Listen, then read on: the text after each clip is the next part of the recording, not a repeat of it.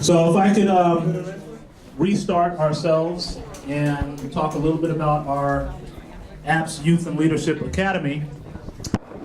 So I'm going to have Bruce introduce, and we will move forward. Thanks, Clayton. And once again, thanks everyone for staying. This is an important evening. And sort of first, Silicon Harlem has 4 pillars. And I know someone asked me about what are we doing on the infrastructure side, but tonight we're focused on the pillars which have to do with STEM literacy, increasing that within our school children here, and there's a growing movement where that's happening from both parents, churches, nonprofits, as well as the students themselves who are much more interested in science and technology, and we're seeing that upswelling here. And then the other part of that is how do we take that interest and also shape it so that we're starting to increase STEM entrepreneurship, the ability to take ideas and through science, technology, engineering, and mathematics, turn that into business opportunities. So that's specifically where the Apps Youth Leadership Academy falls. And the Apps Youth Leadership Academy is a new social venture that represents an innovative collaboration between the Caribbean Cultural Center, African Diaspora Institute, which was founded by Dr. Marta Moreno Vega, and the Harlem Community Development Corporation. It represents the realization of a shared vision to create the first pilot incubator for high school students who learn how to start up tech companies. And so to formally announce this exciting project, it is our pleasure to introduce Curtis Archer, the president of the Harlem Community Development Corporation. Curtis, please come up.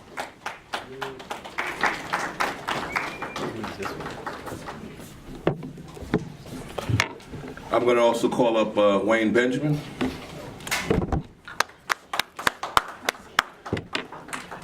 And for us at Harlem Community Development Corporation, how many of you guys are familiar with us?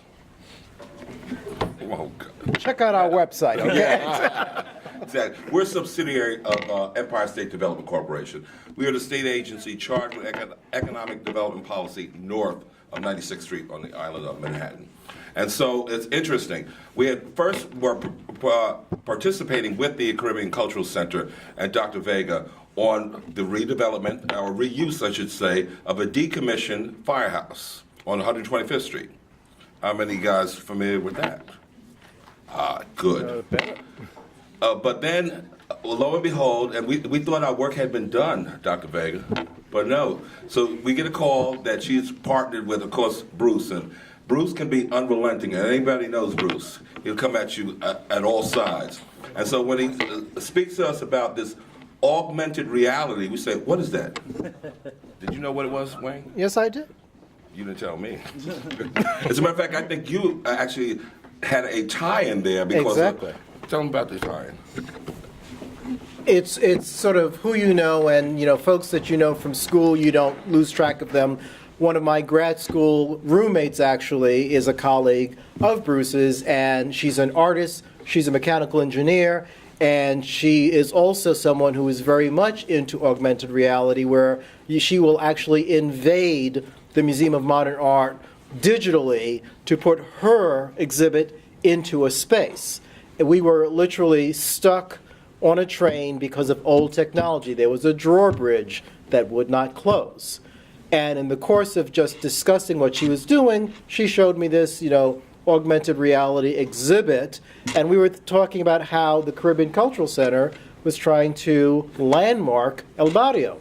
And it's kind of hard to put exhibits everywhere, but if you do it digitally, it opens up the world to you. So moving from discussions of augmented reality to landmarking El Barrio to mechanical engineering and digital technologies, we brought that all together. We introduced people who had similar interests, and that was my tie-in. But it's basically people who were sort of thinking about similar things, were of the same mindset, were not quite connected to each other, but working in the same direction. And once we put them all together, the rest has been history.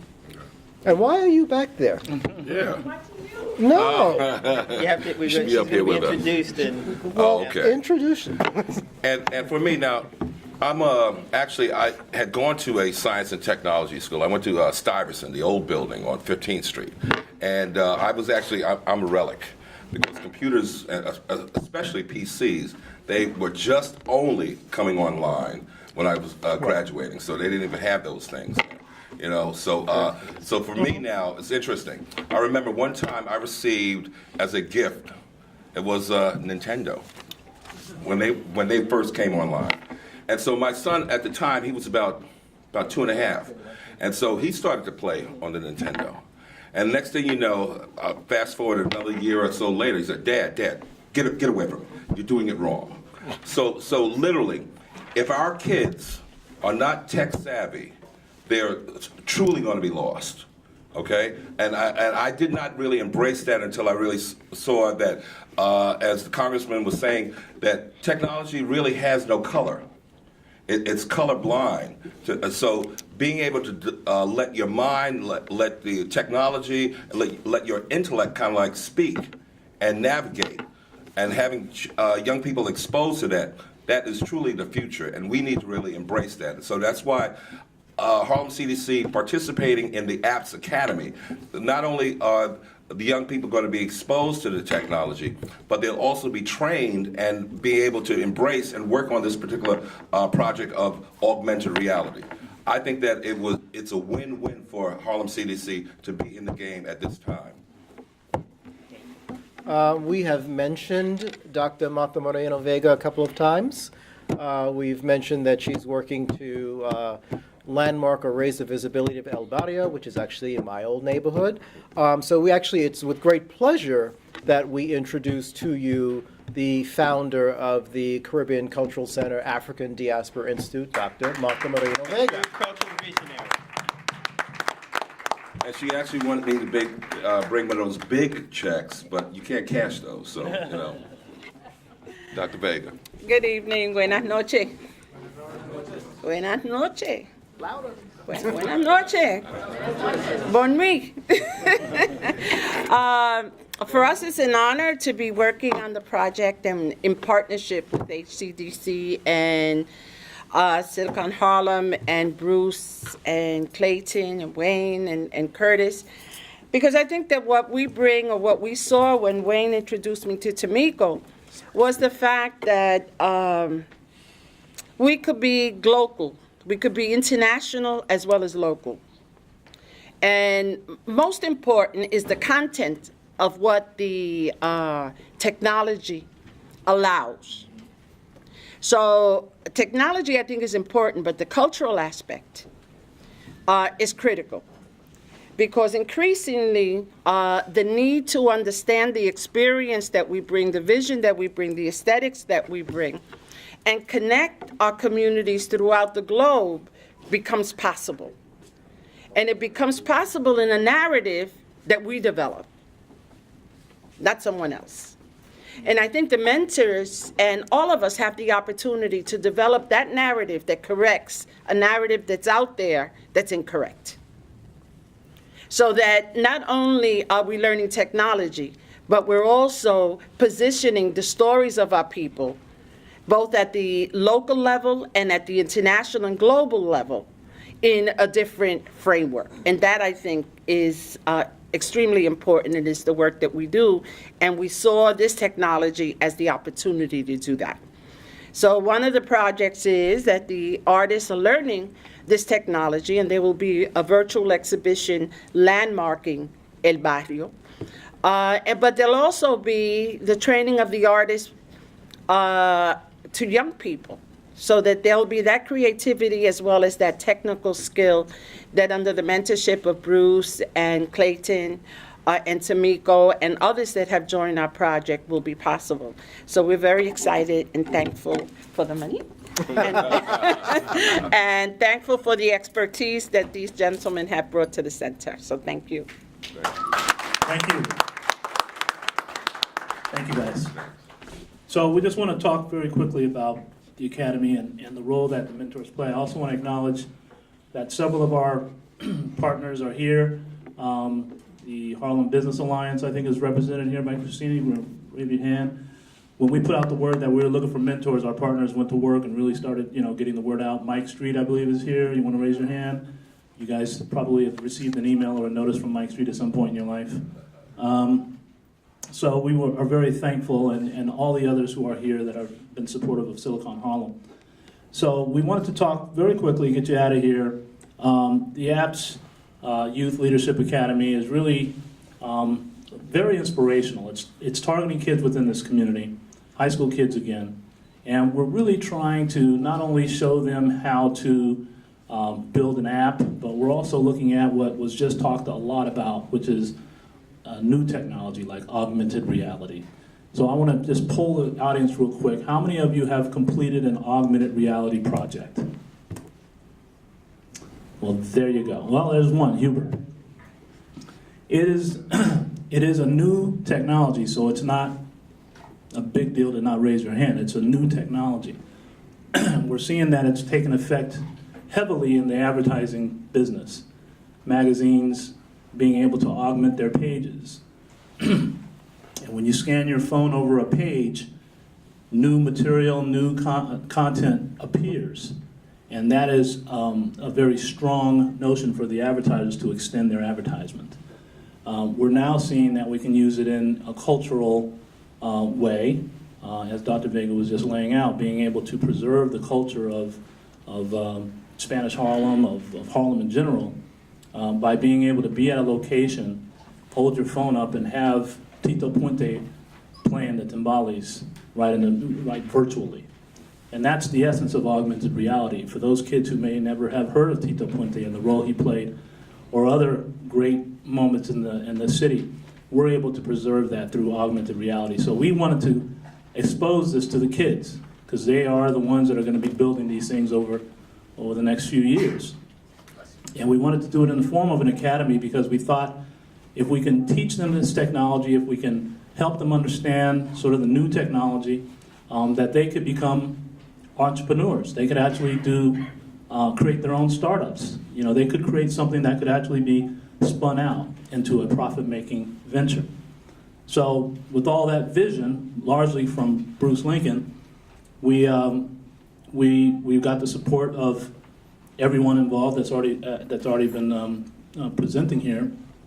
But more importantly, we're getting the schools involved. The schools are very excited to be able to bring teams to this academy. So it forms teams of 4 to 5 kids.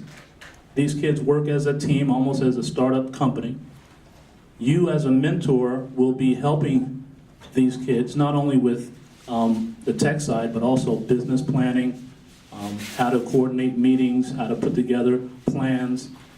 This is a real sort of experience for them across the board, and in some ways their first look at what a corporate environment might feel like. So as a mentor, you'll be there to help them and guide them and give them the advice that they'll need. And we're hoping that what comes out of it is a product. We're hoping that they all are motivated and proficient and able to actually produce a publishable item, an app, perhaps augmented reality based. If that has some sort of commercial viability, we believe that we can spin them out into a venture.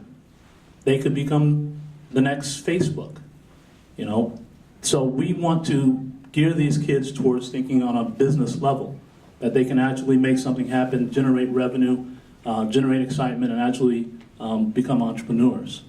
So that's the essence of what we're doing, and we need the mentors to be there, either as a team or as individuals, to help these teams get to their goals.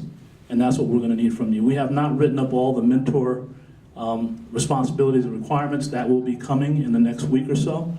And I'm going to send it to everyone who's responded to me, and anyone that you know that may want to participate. And you can decide at that point just how deep you want to go. But we definitely need your involvement at any level as we move forward with this program. So we want to take these last few minutes to answer a few questions, and then we'll be able to adjourn. No, let's take questions and then. Yeah, one in the back. How will a mentor be matched up with the student or who the student? The mentors will basically get in touch with the Apps Youth Leadership Academy through the web presence that was put in place, and then they'll not be connected necessarily to a particular team. They'll be connected to a particular curricular unit that basically draws upon the expertise of that particular mentor. So within the context of, say, the House App Contest, those are teams that basically the mentors will get connected to for the duration of the period of the contest. Within how the Apps Youth Leadership Academy will work, the mentors will be identified and matched up based on their ability to support various curricular units. Another differentiation is in our first cohort, the Apps Youth Leadership Academy will basically recruit and bring on board 20 young people. We hope to get 10 young ladies and 10 young men, and they will be in 10th and 11th grade. And then basically they'll be broken into 4 or 5 member teams that will then be taught how to build themselves as a startup company. I'm sorry, I wasn't in the earlier part, but so there's a section that happens in school. So they're getting some training in school? Well, the first half of tonight was about the House app. Oh, okay. So that was a totally separate. And that's school-based. Yes. Okay, so I mean, so the bulk of the learning, so when we're helping them to shape their app, are we also instructing them on all parts of how to make it, or are they getting some other classes elsewhere? Within the academy, there's curriculum. Curriculum. There's actually curriculum involved, so you have that support. Does that answer your question? Yeah. Okay. Other question? I don't know how Bruce got taller than me, but. So I'm standing on the thing. But Jolie. Have you, obviously you probably have, but have you considered reaching out to hardware manufacturers, for instance Oculus Rift or Leap Motion? Leap Motion, I know, donated a bunch of controllers to the space apps a couple of years back. Meet me after the. Yeah, no, we would love those Yeah. that sort of ability to reach out and connect to those companies. Other questions? Khalid? So, you talked about the developing these apps and the cultural academy. Are we looking to, how do we get the excitement from the kids in the Harlem community? And is there anything cultural-wise that you guys plan on incorporating to get them to really be into developing these apps? Marta, you want to address that? I think that the center has a series of public events throughout the year. And part of that will be marketing directly to young people and young people in the schools, because we have artists in the schools already working with young people. So that through that process, we'll be recruiting young people who are interested in the arts as well as technology. And let me further clarify. There's the House App Contest, which is different from the Apps Youth Leadership Academy. The House Apps Contest is school-based, and schools basically join, and then they become the means whereby the students get involved in that. And that happens from February 1st through the 30th of April.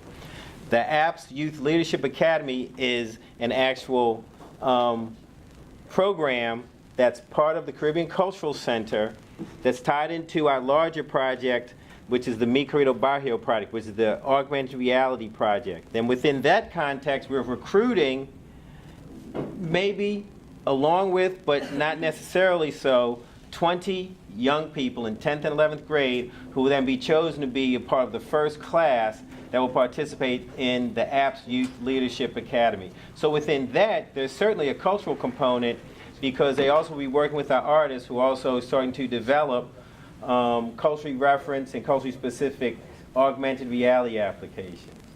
Does that clarify or further confuse you? All right. Now, I'm not saying in a negative way, I'm saying it's a lot hard. Right? So with this mentorship program, should we follow the instructions here, challengepost.com, and register there, or wait to be contacted? No, you can definitely go on. You can definitely go online and check that out. That has to do with the House app here. So the House app rules and contests and everything is posted on the challenge post. When it comes to the academy, you'll be getting information from us directly. Other questions? Ms. Hill? How long is the program? You The talking about the academy? contest or the academy? Academy. No, where's the academy? The academy basically is a 10 to 12 month program. It'll begin in the March-April timeframe, then will run for 10 to 12 months. And it will coincide with the incremental launch of the Mi Querido Barrio project. And further, it's on weekends. It's 2 weekends on, 1 weekend off. So it actually breaks down into 15 units that will basically get carried out over the course of this 10, 12-month period.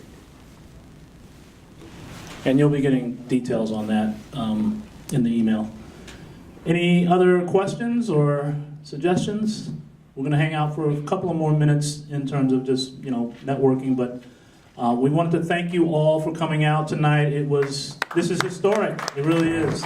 And we appreciate your support. We really appreciate your support. Input and feedback is important. All your input and feedback is important because, we're collaborative and iterative, so that's how we can basically create a great product that is really reaching out and doing the best that we can do for our young people. And thanks everyone for coming.